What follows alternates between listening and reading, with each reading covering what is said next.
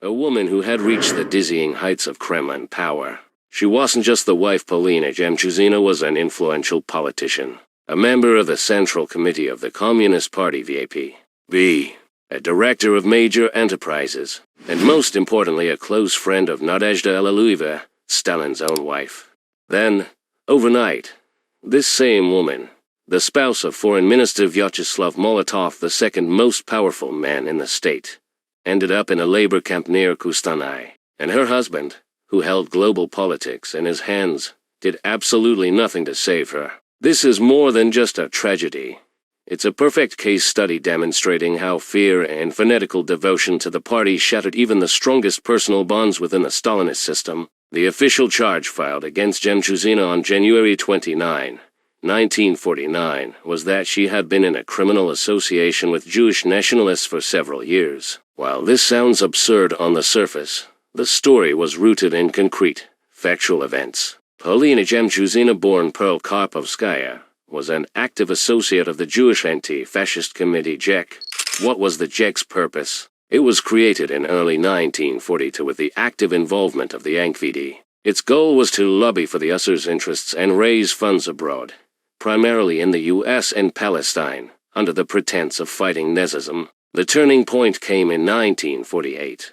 After the war, Stalin decided that establishing an independent Israel would be an excellent foreign policy tool to weaken Britain's influence in the Middle East. The USSR actively aided Israel in the First Arab-Israeli War, which Israel calls the War of Independence, in November 1948. A reception was held in Moscow, attended by the first Israeli ambassador to the USSR, Golda Meir. Jemchuzina conspicuously retreated with Meir for a long conversation, drawing everyone's attention.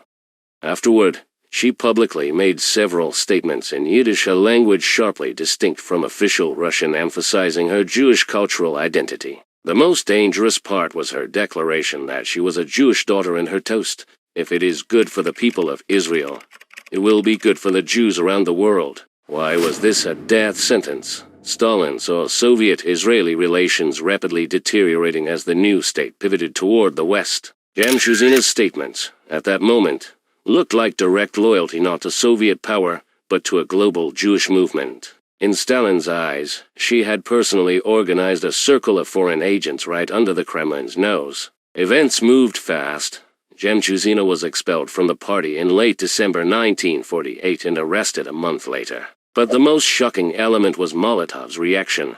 He not only failed to save his wife, but also divorced her even before her arrest. Why? Molotov's fanaticism. Vyacheslav Molotov was the perfect implementer of Stalin's policy, the Iron People's Commissar. For him, the party was above all else, above love, above family, above personal opinion. How could he save an enemy of the people, even if it was his wife? It was tantamount to suicide and treason against his ideals. Jemchuzina's initiative. Remarkably, there are recollections that Polina Jemchuzina herself showed inhuman fortitude and insisted on the divorce. She allegedly said, "If the party requires it, then we must separate." This was more than a divorce. It was a symbolic sacrifice of her private life for the sake of the ideology she fanatically believed in. Molotov obeyed. Stalin's son, Vasily, later recalled that Molotov was still stripped of his foreign minister post, while Jemchuzina and her relatives were arrested. Two of her siblings did not survive the exile. Molotov, however, lived, saving his life and, at least, some of his remaining influence. Many historians believe Jewish nationalism was merely a convenient official pretext. The real reason for the arrest may have been much more spy-centric and related to foreign policy. Jemchuzina had a brother, Samuel Karpovsky, who emigrated to the U.S. in the 1920s, where he was known as Sam Karp.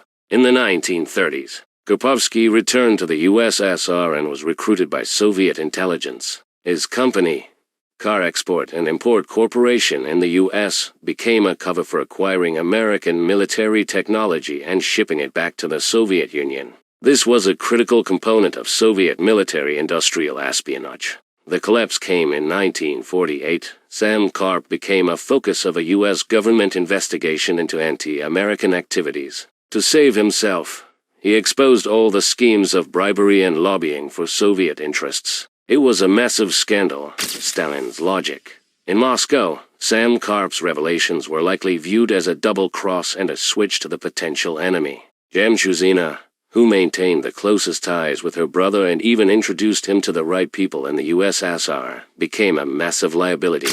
As relations between the USSR and the US rapidly descended into the Cold War, any contact with American agents, even former ones, was deadly. Jemchuzina's arrest served as a terrifying warning to the entire elite. Stalin was willing to jail even the wives of his closest comrades over any suspicion of Western ties. Amazingly, given the harshness of the era, where espionage often meant the death penalty, Jemchuzina got off lightly with exile. The most fascinating twist came after Stalin's death.